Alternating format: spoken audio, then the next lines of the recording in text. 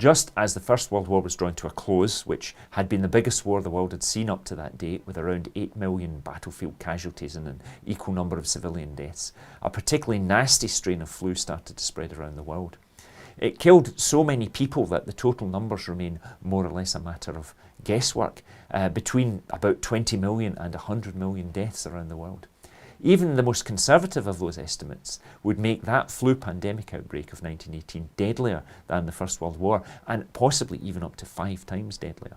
1918 was a flu pandemic, meaning an epidemic that spreads right across the planet, ignoring the usual seasonal winter rhythms.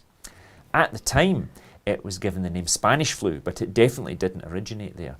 The reason for this misnomer was that Spain was a neutral country in the First World War, and therefore it had no reporting restrictions.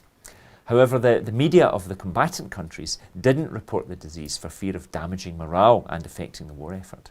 The real origin of the outbreak is unknown, but the first fact that we have about the 1918 pandemic is that cases started to appear at Allied military bases in the USA and France.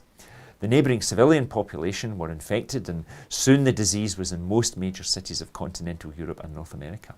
British troops returning home across the Channel, especially after the war ended in November 1918, brought the disease back to the UK, and this was true for troops returning to many other parts of the world as well.